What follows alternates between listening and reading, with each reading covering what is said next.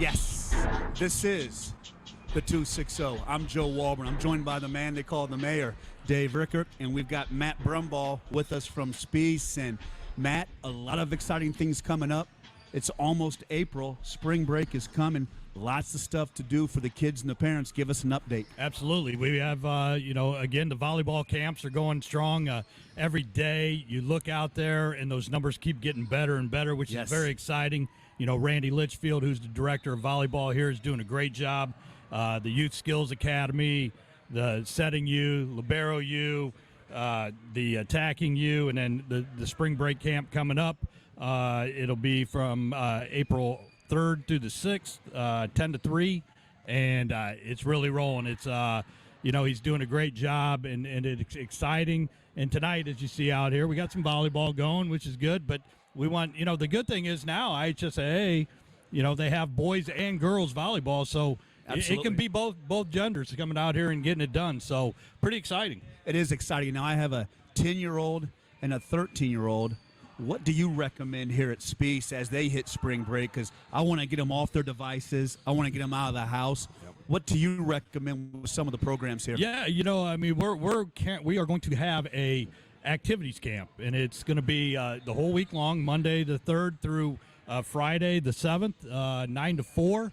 That includes lunch where you have hot dog, chips, and a drink, and we're just going to do all kinds of activities. We're gonna hit it all. We're gonna hit basketball, volleyball, soccer, wiffle ball, dodgeball.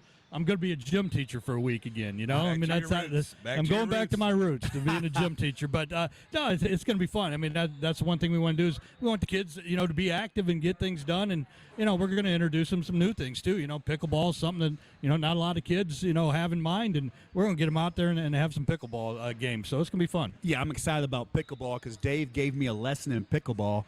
And coming up, look for a show down the road where we're going to do some pickleball. So we're excited about that. But if I bring my boys out here, then I can hit the gym, right? Absolutely. Talk a little bit about some of the gym memberships and the different stuff you guys are doing. And I think it's SpieceFitness.com, Matt? Yeah, SpieceFitness.com. We have all our membership pass or rates on there. We broke it down. Seniors, it's a $5 enrollment fee, and it's $20 per month.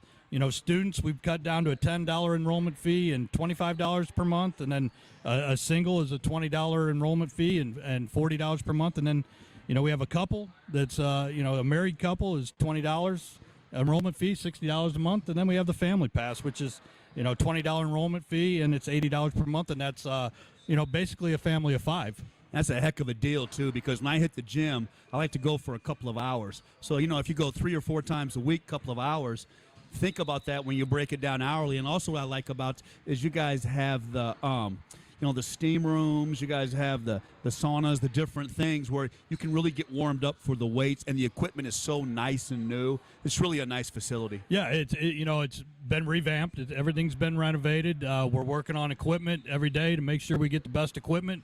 Reupholstered, cleaned up, and make it a great place to come work out every day. And like you said, the sauna it's so nice to have that amenity there where you can either you get in there, get a little bit warmed up before you go lift weights, or hey, have a good workout, go in there and relax and enjoy it. It's fabulous. And something else that's underrated with the gym here at Spiece is the people. You got great people that work out here. And I like that with the gym, because when you have some camaraderie around the gym and you got great people to work out with, you kind of begin to look forward to seeing people at the gym, and you get a great group of people that work out here at Spiece. Yeah, it's continuing to grow, and that's what we want, that community. Hey, the fitness community, be here, work out, enjoy, the camaraderie that we have inside the gym. Our guys, J.D. Didion in the morning and Jared Alexander in the afternoons and evenings. Great guys. That what they do is, they're here to greet you, and they're here to help you. And, we've got some exciting news coming up here in a couple weeks that, we'll just leave it as a tease right there. But we got some pretty exciting things coming up here for the gym that I think a lot of people are going to like. I am pumped up, too, about that. And so, again, SpieceFitness.com. And Dave, as we kind of move away from some of the Spiece stuff and begin to get into the high school basketball, it's state championship week, and one of our very own gets to referee the 4A state championship game. Yeah, I was talking with James Payne last night, and he gets the Kokomo Ben Davis game. And I think that's the 4A. premier game. Wow. I'm telling you. Ben Davis, obviously undefeated. Yes. Beat Kokomo by 7 and December 3rd. So, okay, Dave, here you go. Early. Who you like?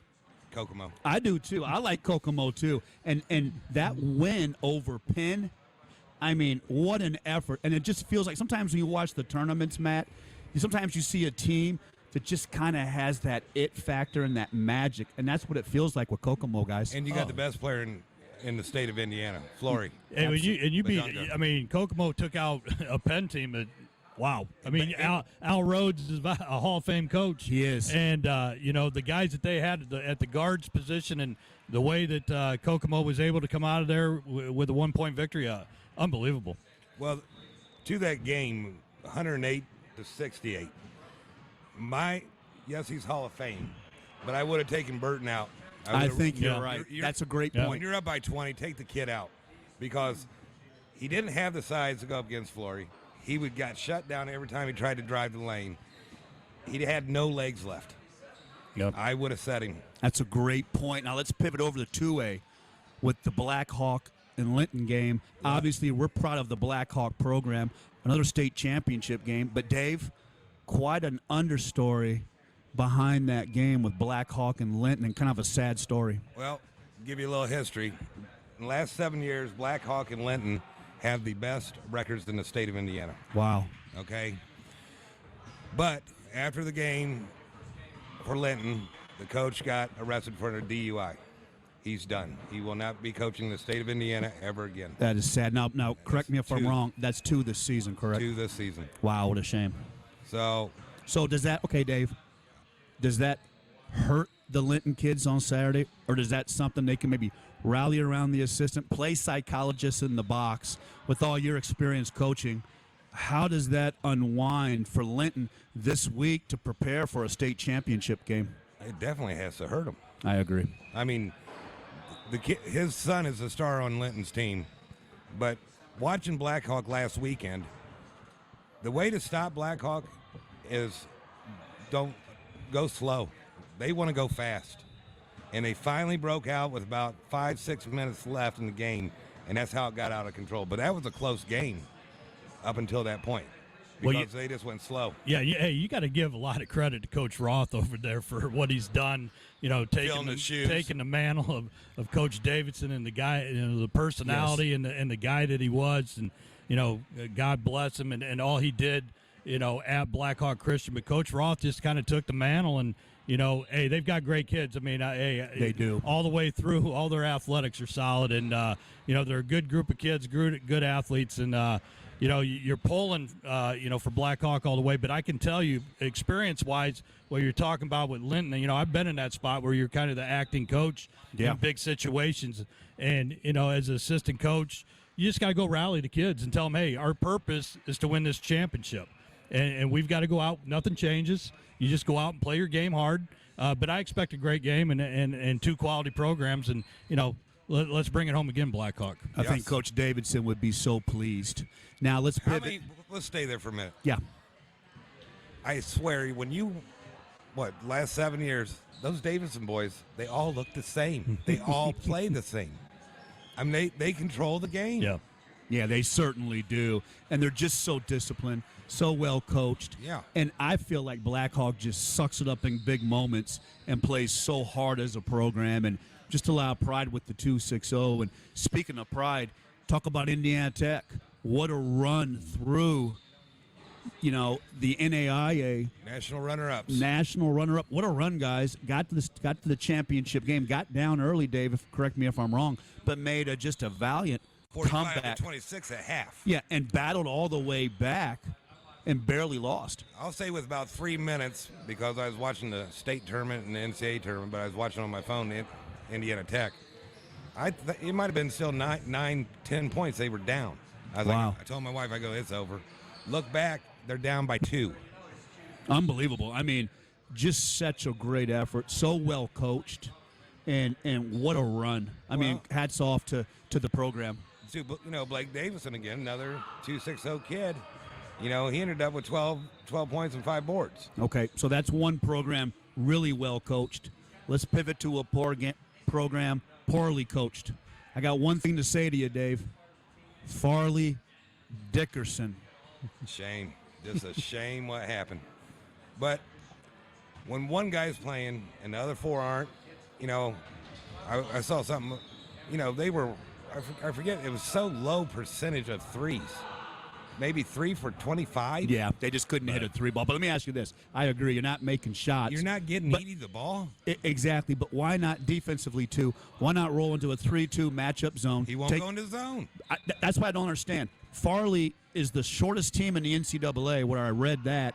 And why not roll? They shouldn't even been in the tournament. Exactly. That's a great point. Only won 4 games last year. But, okay, you don't have anybody bigger than 6'5". They're all my size. Why not roll into a 3-2 matchup zone, protect Edie, and you're not going to have any issues rebounding out of the zone. So I don't understand that. Then the last thing to finish up Purdue, when you break the press, I think you have to make people pay. I think when you watch ball tonight and tomorrow night in the Sweet 16, if somebody's pressing, these teams are going to attack, and there has to be consequences. I didn't like that out of Purdue either, but it's just a shame because Purdue's been so successful, Dave.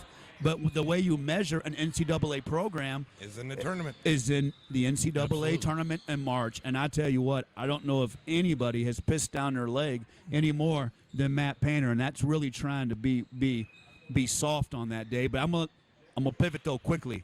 Brumby, talk about IU. I felt like the second half. I love IU. I was just as disappointed as the Purdue fans.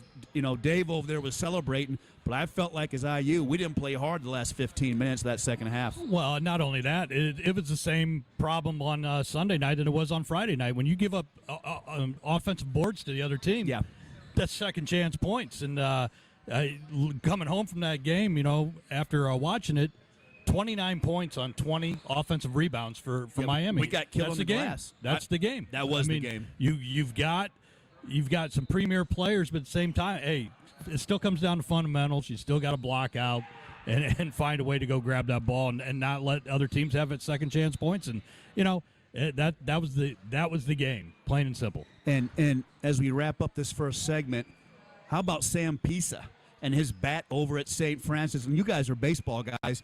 How excited are you guys when the end of March comes? How excited do you guys get for baseball season? Well, St. Francis is 10-14 right now.